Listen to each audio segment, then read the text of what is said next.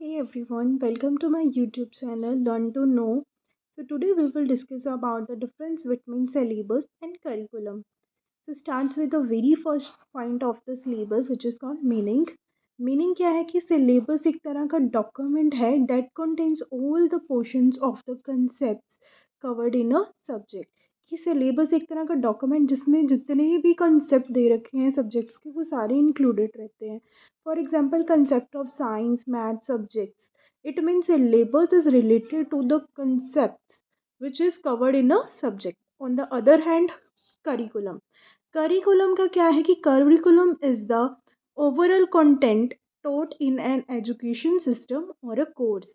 Curriculum की जब बात आती है तो करिकुलम में अकेला सिलेबस ही नहीं इंक्लूड होता बल्कि इसमें सारी चीज़ें इंक्लूडेड होती हैं. एक्टिविटी से लेकर जितने भी result इवेल्युएशंस all the things are included in the curriculum. For example, B.Ed, B.S, B.Sc ये क्या है courses हैं and the courses are comes under the category of curriculum. Okay, next we have the origin. Syllabus is a Greek term. syllabus जो है वो originate कहाँ से हुआ है Greek term सिटियोबा सिटाइबा सिटियाबस जिसका मतलब क्या है टाइटल स्लिप और label. On the other hand जो करिकुलम है is a Latin word originated from Latin term currere which means to run.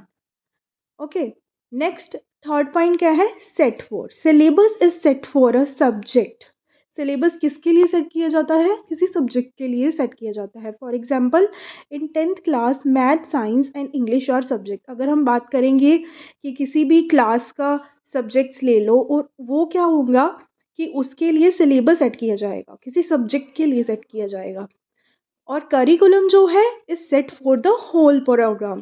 Example B.Ed, B.Sc, B.Com जितने भी कोर्सेज दे रखे हैं उन सभी के लिए क्या सेट किया जाता है curriculum. Okay, next we talk about the nature. Nature जो है सिलेबस का वो कैसा है descriptive in nature whereas the nature of curriculum is prescriptive in nature. Syllabus में चीज़ों को क्या करेंगे डिस्क्राइब करेंगे लेकिन करिकुलम क्या करता है प्रिस्क्राइब करके देता है वो प्रिस्क्रिप्टिव इन नेचर होता है. Next point we have the role governing bodies. Syllabus को कौन सी गवर्निंग बॉडीज हैं वो क्या करती हैं रोल्ड आउट करती हैं. लाइक एग्जाम बोर्ड जो होते हैं like the CBSE and any state boards plays role in preparing syllabus. वो क्या करते हैं इनवाइट करते हैं टीचर्स को एजुकेटर्स को एंड पब्लिश करते हैं रेगुलेट करते हैं एग्जामिनेशंस को. On the other hand curriculum में रोल गवर्निंग बॉडीज इनमें कोई भी ऐसा CBSE जो स्टेट बोर्ड कोई भी इतना इंपॉर्टेंट रोल प्ले नहीं करती है. इसमें क्या होता है mainly higher bodies and government जो होती है इन्वॉल्व रहती है इसमें लाइक NTA वगैरह. ये सारी जो गवर्निंग बॉडीज इंक्लूडेड कहाँ रहती हैं करिकुलम में. ओके, उसके बाद देखेंगे scope.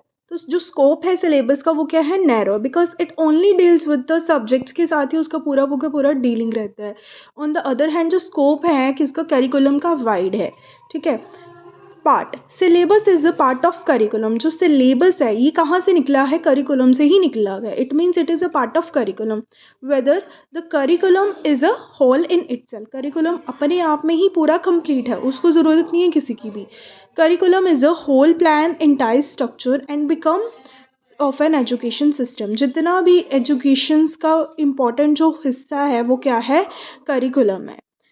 Next point we have the span and term is fix for a syllabus. Syllabus के लिए जो टर्म है वो फिक्स रहता है कि सिलेबस 6 मंथ में कंप्लीट किया जाएगा और अ ईयर के लिए. Whether in the case of curriculum span of curriculum is lengthy very lengthy होता है because it is wide in nature. It is for entire programme के लिए रखेगा. For example 2 years for B.Ed और M.Ed के लिए. Then next we have the examination centre. Syllabus is examination centred होता है. It focuses more on testing knowledge. जो syllabus में अगर हम बात करेंगे बिकॉज हम बात किस चीज़ की कर रहे हैं कॉन्सेप्ट्स की सब्जेक्ट्स की. सो सिलेबस में एग्जामिनेशन सेंटर्ड है.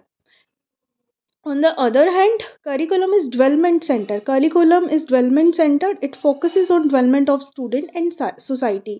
ये किस पे फोकस करता है? डेवलपमेंट पे फोकस करता है, because it includes all the aspects of activities, जितनी भी चीज़ें होती हैं, कॉग्निटिव डोमेन इसमें इंक्लूडेड होती है, अफेक्टिव डोमेन, इमोशनल, सभी डोमेन्स जो हैं वो किस में इंक्लूडेड है?